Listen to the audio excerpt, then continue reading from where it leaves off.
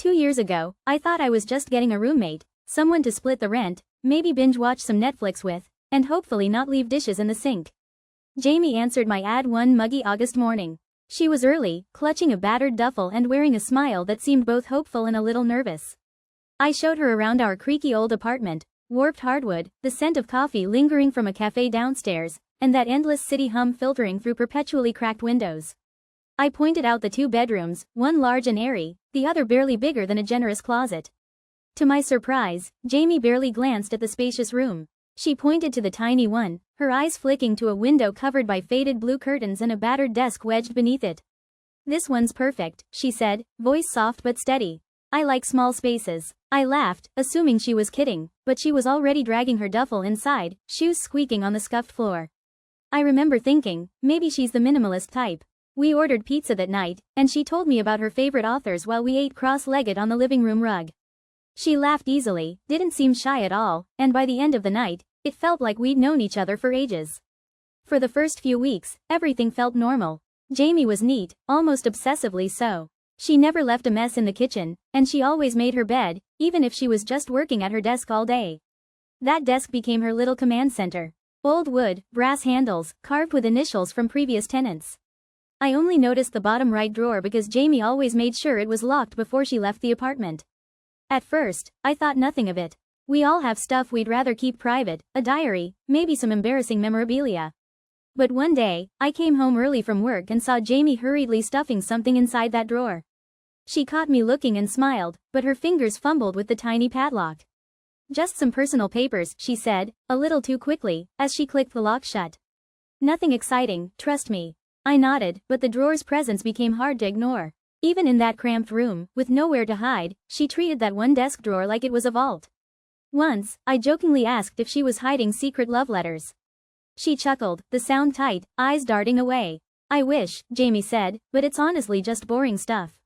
Legal things." She changed the subject, and I let it drop. Still, every time I helped her move furniture, or cleaned the apartment, my eyes lingered on that locked drawer. Its brass handle always glinted in the sunlight, just a little too shiny compared to the rest of the battered desk. I told myself it was none of my business, but something about the way Jamie guarded it made my curiosity simmer quietly in the background. As months slipped by, Jamie's odd little habits started stacking up. She paid her share of the rent in crisp cash every month, always sealed in a plain envelope. She never wrote a check, never sent a transfer, even after I offered to set up Venmo. "Cash just feels safer," she'd shrug, folding the envelope in half before sliding it across the kitchen counter. She avoided phone calls in the apartment, always stepping out onto the fire escape or down to the cafe below. If her phone rang when she was inside, she'd let it buzz until it stopped, even if her ringtone echoed off the walls in that tiny room.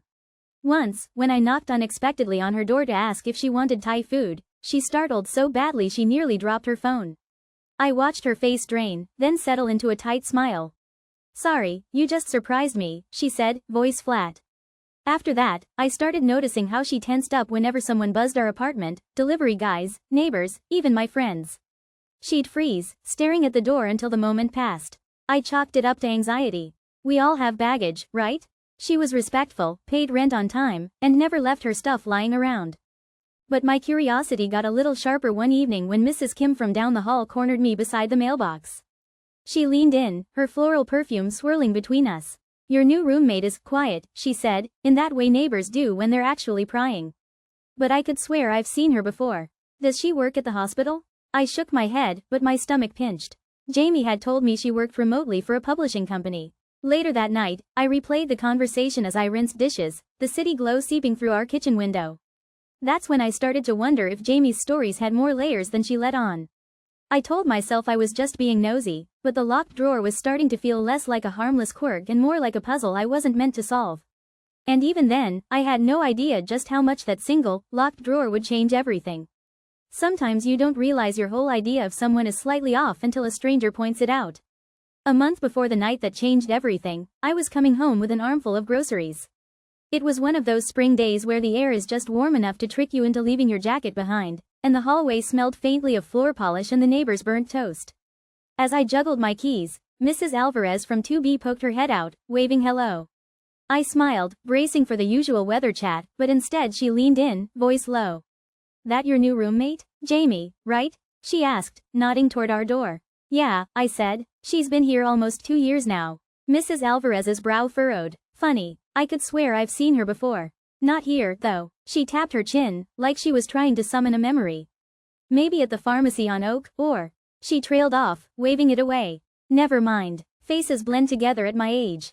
I laughed politely, but Jamie's voice came sharp from behind me. Everything okay? She'd appeared out of nowhere, hair still damp from a shower, eyes darting between us. Mrs. Alvarez smiled, oblivious. Just telling your roommate you have one of those familiar faces, dear. Jamie's shoulders tightened, her fingers gripping the doorknob. I don't go out much, she said, voice flat. Probably just someone else. She ushered us both inside, shutting the door with a little more force than necessary. I remember the sound, the metallic click of the lock sliding home, then Jamie's footsteps scuffing against the thin carpet as she slipped into her room. At first, I brushed it off, but as I put away the groceries I replayed the scene. Jamie was always polite with neighbors, but there was something else in her eyes that afternoon. Something like panic. I found myself standing in the kitchen, staring at the cheap clock on the wall, wondering if I'd just witnessed a crack in her usually calm exterior. That night, I lay in bed, listening to the low hum of the traffic outside, and for the first time in months, I wondered, who was Jamie, really? The next few weeks, little things started piling up. Jamie had always been private, but now it felt like she was actively monitoring what I did. One night, I came home late from work, rainwater squelching in my sneakers, and found her at the kitchen table, sorting through the stack of mail.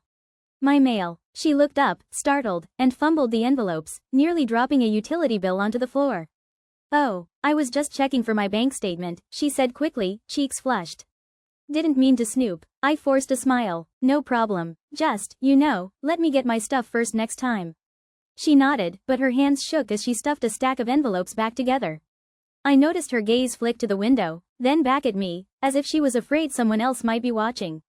The next evening, I was brushing my teeth when I heard her voice through the thin wall. Jamie's room was next to the bathroom, and the walls in our place were basically cardboard. At first, I thought she was just on the phone with her mom again, but her tone was urgent, clipped. I told you, I can't risk that. Not now. No, you promised. You said you'd stay away. I paused, toothbrush in hand, listening. There was a muffled reply I couldn't make out, then Jamie hissed, if you call here again, I'll have to leave. Don't make me do that. I stood there, toothpaste foaming in my mouth, heart thumping hard. When I finished, I tiptoed back to my room, but now my mind was racing. Who was she talking to? What exactly was she risking? And why did her voice sound more afraid than angry? The next morning, over coffee, I tried to act casual. Late call last night? I asked, stirring sugar into my mug. Jamie didn't look up from her cereal. Wrong number, she said, too quickly.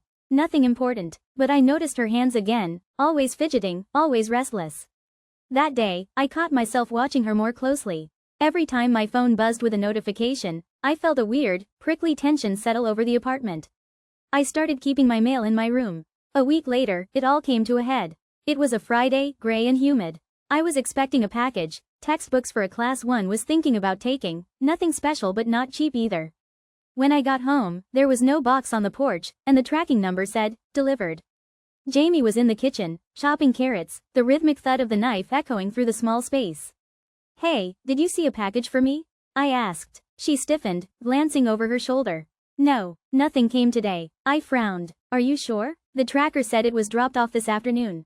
Jamie dropped the knife. It clattered loudly against the cutting board, and she rounded on me, eyes wild. I said there's no package.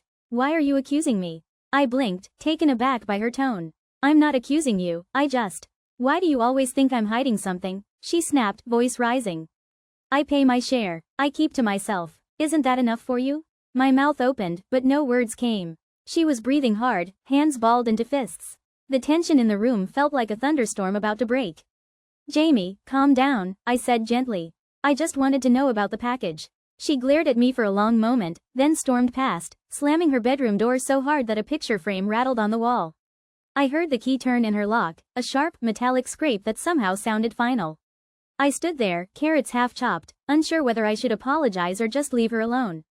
In the end, I microwaved leftovers and ate in silence, the only sounds the ticking of the clock and the faint creaks from her side of the apartment.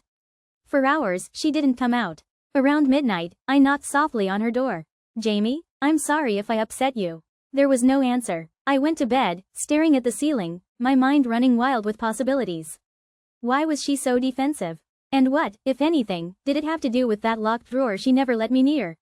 The next evening, I ended up working late. The office was nearly empty when I left, my footsteps echoing in the lobby. Outside, the city was alive with honking cabs and the sweet, sharp smell of a food cart grilling onions. It was after 10 by the time I reached our building. The hallway was dark, only one of the overhead lights still working. I fumbled with my keys, the metal cold and slick in my hand, and pushed the door open to an apartment that felt strangely hollow. Jamie's shoes were gone. Her room was dark. That's when I noticed it. Her desk chair pushed back, the bottom drawer, usually locked tight, hanging open. My pulse quickened as I set down my bag. I approached slowly, half expecting Jamie to jump out from behind the door. But the apartment was silent, except for the soft whir of the fridge and the muted city noise drifting in through the window. I stared at the drawer. The lock was twisted sideways, as if it had been opened in a hurry. Inside, there was a neat stack of bills, 20s and 50s bundled together with a rubber band. Next to it, a plastic card with Jamie's face on it, but a name I didn't recognize, Rebecca Shaw. Beneath the card, a thick envelope addressed in looping script to Emily. My hands shook as I pulled it out, the paper soft and slightly yellowed at the edges. For a moment, I just stood there, heart pounding so loud I could barely hear the city outside. The whole apartment felt off balance, like I'd stepped onto a moving train and couldn't find my footing. I sank onto the edge of Jamie's bed, the mattress creaking under my weight, and slid my thumb under the flap of the envelope. Inside were several pages, folded and refolded so many times the creases were nearly transparent. The letter started simply, "Dearest Emily." I read on, my eyes widening with every line. It was from someone named Linda, her mother, I guessed. The words were desperate, anxious, filled with apologies and warnings. Linda wrote about a mistake, about someone who was still looking for you. She pleaded with Jamie, Emily, to stay hidden, to use the new name and never tell anyone the truth. She mentioned a scandal, something about money gone missing, authorities asking questions, and the family's name being dragged through the mud. My breath came shallow as I realized what I was reading. Jamie, no, Emily, had been living under a false identity this whole time. Every story she'd told me, every detail about her life back home, suddenly felt like it belonged to someone else. And someone was still looking for her. I sat there, the room spinning, unable to process it all at once. I glanced back at the drawer, at the stack of cash, at the name, Rebecca Shaw, staring up at me from the fake ID. Was Jamie running from the law? From her family? From something even worse? Just then, I heard footsteps in the hallway. Slow, uncertain. The doorknob rattled. I barely had time to hide the letter under a stack of notebooks before Jamie walked in. She froze when she saw me. For a split second, her face went completely blank, like a mask. Then her eyes darted to the open drawer, the envelope peeking out. "What are you doing?" she whispered, her voice trembling. I rose slowly, heart hammering. "Jamie, Emily? I found the letter. I'm sorry. I didn't mean to pry, but the drawer was open and..." She cut me off, voice raw. "You read it?" I nodded, swallowing hard. "Some of it. I needed to know." Jamie slumped against the wall, sliding down until she was sitting on the floor. Her hands covered her face, and for a long moment, she just shook, silent sobs racking her body. "I wasn't supposed to stay this long," she choked out finally. "I was only supposed to disappear for a few months. But then it got easier, pretending to be someone else." She looked up at me, eyes red and shining. "I'm not a criminal, not really. My family, they made stupid choices. I just paid the price." I sat down beside her, the scratchy carpet pricking my palms. "Why the locked drawer?" She laughed bitterly, wiping her eyes. "It was everything I couldn't let go of. Proof I ever existed before all this. I thought if I kept it locked, maybe it would stay in the past, you know?" I didn't know what to say. The air felt heavy and close. For the first time in 2 years, the person sitting next to me was a stranger, and also, finally, real. Outside, a siren wailed in the distance, echoing through the open window. Emily's shoulders sagged, as if she'd just set down a burden she'd been carrying alone for far too long. "I need to tell you everything," she whispered. "But you have to promise you won't hate me when I'm done." As I nodded, the truth settling between us like dust in the fading light, I had no idea what secrets were still waiting to surface. But I knew one thing. Nothing about the last 2 years would ever look the same again. Jamie sat on the threadbare rug in the middle of her tiny bedroom, hands clenched around the letter I'd found in the locked drawer. I could hear her breathing, a ragged, uneven sound that filled the silence between us. My heart hammered as I closed the door behind me. The afternoon sun slanted through her single window, carving sharp golden lines across the floor, dust motes swirling in the light. She didn't look up at first, just stared at the paper like it might disappear if she blinked too hard. Finally, she spoke, voice low and flat. I guess you know now. You read it? Her eyes flicked up, searching my face. I nodded. Most of it. I didn't want to, Jamie. But it was just there, open. Jamie let out a laugh that was more of a gasp. I was so tired last night I forgot to lock it. Figures. She traced the edge of the letter with her thumb, and I could see her hands shaking. That's everything. My family, the mess I ran from. I spent years lying to everyone, my parents, my ex, even you. I sat down beside her, feeling the gritty texture of the rug under my palms. The letter's words echoed in my mind: fraud, warrant, the name of someone who'd been looking for her. But why keep it here, Jamie? Why keep it at all? She squeezed her eyes shut. Because I needed to remember what I left behind. I needed to remind myself not to trust anyone. I thought, if I kept it close, I could control it. Control myself. Her voice wavered. But you made this place feel safe. I didn't mean for that to happen. A siren wailed somewhere outside, the sound distant but sharp. Jamie hugged her knees to her chest. I really thought I could outrun it all. The money, the lies, even the people looking for me. But the truth always catches up. Doesn't it? I swallowed. Part of me wanted to demand answers. How much was a lie? Was I in danger? But seeing her, small and scared, I just asked, what do you want to do now? She looked at me, tears welling in her eyes but not falling. I want to stop running, Jamie whispered. I'm so tired, but I don't want to drag you into it. You can pretend you never saw this. Or you can call the number on that letter. She paused, voice barely above a whisper. Whatever you decide, I'll understand. A silence stretched between us, thick and heavy, like fog. My pulse thrummed in my ears. I thought about the trust we'd built, movie nights, late-night ramen, the time she'd sat up with me when my granddad passed. Did any of that matter, now that I knew the truth? If I protected her secret, was I complicit? If I reported her, would I ever forgive myself? The weight of the choice sat heavy in my chest, sticky and cold. Finally, I said, I don't know what I'll do yet. But I'm not going to call anyone tonight. I just need time. And maybe you do too. For the first time, Jamie let out a breath that sounded almost like relief. She nodded, wiping her cheeks with the corner of her sleeve. Thank you. That's all I can ask. That night, the apartment felt different. The radiator clanked and hissed, dishes clinked in the sink, and every sound seemed louder. Jamie's door stayed closed. I lay awake, staring at the faint pattern of headlights moving across my ceiling, thinking about everything she'd told me, her wealthy family's business, the sudden collapse, the friend who blamed Jamie for the missing money. She'd left behind not just a scandal, but a whole identity. In the morning, the kitchen smelled like burnt toast and strong coffee. Jamie sat at the table, eyes red but determined. She pushed an envelope toward me. Inside was her share of the rent, in cash as always. I'm leaving, she said quietly. I'll handle things. I can't keep hiding, and I won't put you at risk. I wanted to argue, to insist she stay and fight, but I saw in her face that she'd made peace with her choice. There was nothing left but to hug her. Jamie clung to me fiercely, whispering, thank you. For everything. After she left, the apartment felt cavernous. Her room was empty, the locked drawer gone. I kept her secret, but sometimes, I wondered if I'd done the right thing. I missed the girl who made terrible puns and left notes on my door. But I understood, now, how heavy secrets can get, how they warp trust, and how hiding from your past only makes it harder to see what's in front of you.